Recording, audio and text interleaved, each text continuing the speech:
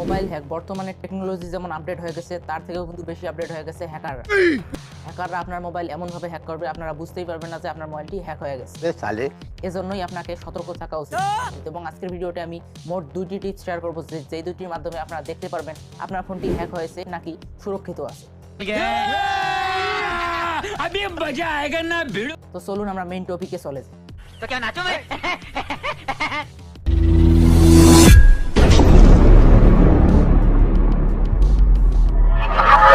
Tips number 1। তো guys চলে আসবেন প্লে স্টোরে, আসার পর এখানে প্রোফাইলের উপর ক্লিক করে দিবেন, তারপর এখান থেকে প্লে প্রোটেক্টর উপর ক্লিক করে দিবেন, তারপর এখানে স্ক্যানের উপর ক্লিক করে দিবেন। স্ক্যান হয়ে যাওয়ার পর আমার এখানে দেখাচ্ছে no harmful apps.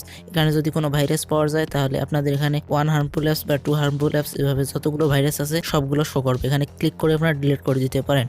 Tips number 2, এটা শুধু ওয়ার্ক করবে যাদের Xiaomi ফোন আছে বা যারা MI এর ফোন চালান। তাদের ক্লিনারের মাধ্যমে আপনারা স্ক্যান করতে পারবেন যে আপনাদের ফোনে ভাইরাস আছে নাকি আপনাদের ফোনে কোনো ম্যালওয়্যার আছে, আপনাদের ফোন হ্যাক হয়েছে কিনা। তো চলুন আমরা মোবাইলের স্ক্রিনে দেখে নিই। তো গাইস চলে আসবেন আপনার MI ফোনের রিসেন্ট অ্যাপসে, তারপর এখানে সিকিউরিটি স্ক্যানের উপর ক্লিক করে দিবেন, তারপর এটা সিকিউরিটি অটোমেটিক স্ক্যান হওয়া শুরু হয়ে যাবে।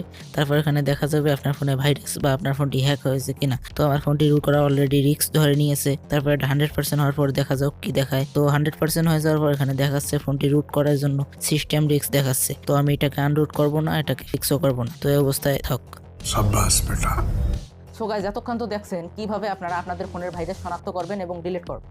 এখন চলুন বলা যাক যে কিভাবে আপনাদের মোবাইলটি হ্যাক হয়ে যেতে পারে। তো মোট টিপস থাকছে 2টি।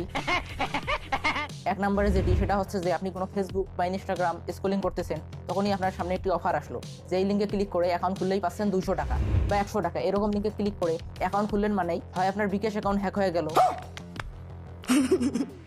আর না হলে আপনার মোবাইলটি হ্যাকারের দখলে চলে গেল। এজন্যই কোনোভাবেই এই লিঙ্কগুলোতে ক্লিক করে কোনো অ্যাকাউন্ট খোলা যাবে না বা এই লিঙ্কগুলোতে ক্লিক করা যাবে না। এটাকে বলে মূলত ফিশিং লিঙ্ক। এখানে ক্লিক করলে আপনাদেরকে টোপ ফেলিয়ে তারা হ্যাক করে ফেলবে, কিন্তু আপনারা এটা কখনো বুঝতেও পারবেন না। টিপস নাম্বার 2, আপনারা কোনো আনকমন সোর্স থেকে অ্যাপস ইনস্টল করতেছেন, কিন্তু আপনারা ভালো করে বুঝে শুনে সেই অ্যাপসটি ইনস্টল করবেন।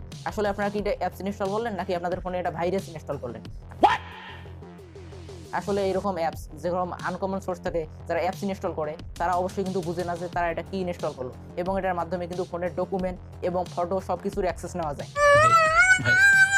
হ্যাকাররা কিন্তু এটাকে কাজে লাগিয়ে ফোনের সমস্ত অ্যাক্সেস নিয়ে নেয় বা ফটো ছবি সবকিছু চুরি করে নেয়।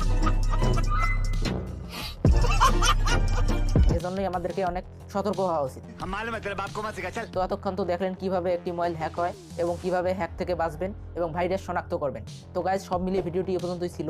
এই ভিডিওটি আপনাদের কাছে যদি একটু ইনফরমেটিভ লাগে তাহলে আমাদের 4G Smart Tech চ্যানেলটি এখনই সাবস্ক্রাইব করে দিন এবং পাশে থাকা বেল বাটনটি ক্লিক করে দিন।